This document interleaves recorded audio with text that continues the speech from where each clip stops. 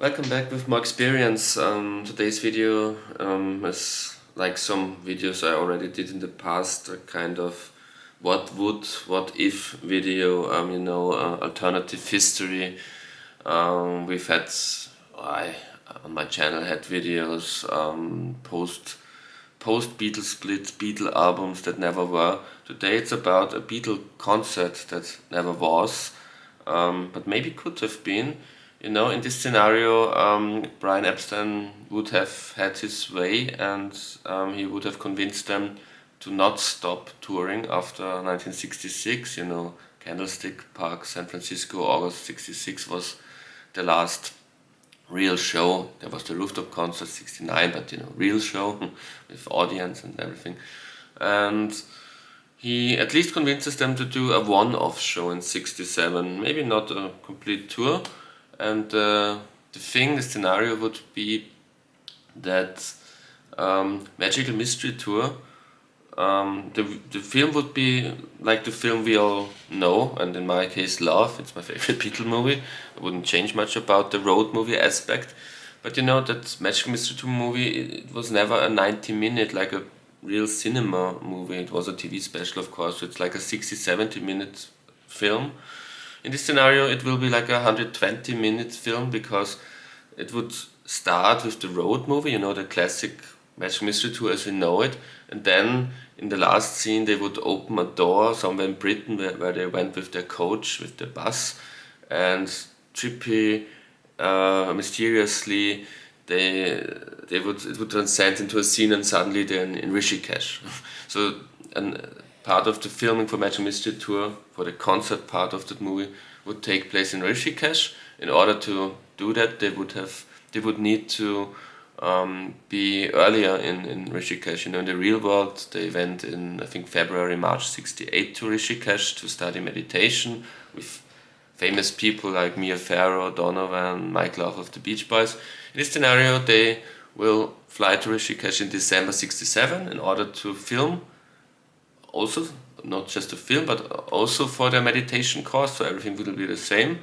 But it would also be the location for the climax. After the Magical Mystery Tour road movie part in Britain is over, we're in Rishikesh, and they would play a concert, in a very beautiful open air location at the Ganges, with a great panorama and things like that. And they would play, a show. They would play a show. One of the things that is often said also by the Beatles themselves, George Harrison called the Beatles a four-piece tea room quartet, like a little dancehall orchestra, and that they wouldn't be able to reproduce all those Revolver, Sgt. Pepper, Magic Mystery Tour songs as a four-piece group. So in this scenario, they augment themselves. They have a brass section with them in Rishikesh. That could be their mates from Sounds Incorporated, a band that would often, like in 66, was their main support act. It's an instrumental brass band that Brian Epstein managed also. They would function as brass section. Plus there would be, since they're in India and Rishikesh, there would be Indian musicians available, tabla, sitar, all those instruments. And there will be a fifth member just for the show. He won't be an official Beatle member, but I think they would need a multi-instrumentalist who can play piano, keyboards, percussions, bass, and things like that. So that when Paul wants to play piano, he could play bass or vice versa, and so they would have a fuller sound as a four-piece. Simply as a four-piece. Of course, they wouldn't be able to reproduce Revolver, Sgt. Pepper songs. So now the concert, it would start with The Inner Light, which hasn't been yet released. In December 67 it has already been written by George, but not released. It would be the B-side of Lady Madonna in early 68, but in this scenario it will be a preview to their next B-side, but it will only be an instrumental by the Indian musicians, and the Beatles would enter the stage during that instrumental. George wouldn't sing on top of it, and then the real show would start with the song, with the title track Magical Mystery Tour, including brass and everything. Then it would go right into Sgt. Pepper's Lonely Hearts Club Band, again with brass. This of course pretty obvious it would go right into With a Little Help from My Friends. Then She Said, never played before, Revolver song. Day Tripper, one of the few songs in that show that they had played before live in their 66 tour, for example. But it's one of the few earlier songs that would fit in this psychedelic era Beatles, since it's probably one of the first psychedelic songs, an acid song. Then the current single of late 67, Hello Goodbye, would be the sixth song of the set. Taxman, song number 7. I'm the Walrus, number 8. No, I'm the Walrus is also a song where one could argue that they couldn't reproduce that song. But they would rearrange it, they would make an arrangement that's close to the Spooky Tooth version. The British band Spooky Tooth made a cover version of I'm the Walrus without all those musique concrete strings and weird psychedelic sound effects.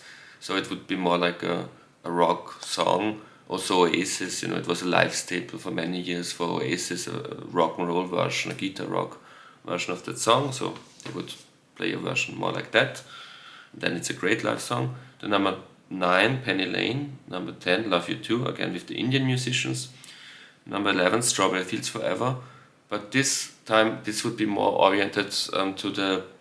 John Lennon would get his wish, it would be more like his demo, a subtle acoustic ballad almost, with few brass, with brass, but it wouldn't be this overloaded, big George Martin production, because first of all Lennon was never a big fan of it, and definitely this song they wouldn't be able to reproduce live on stage at that time.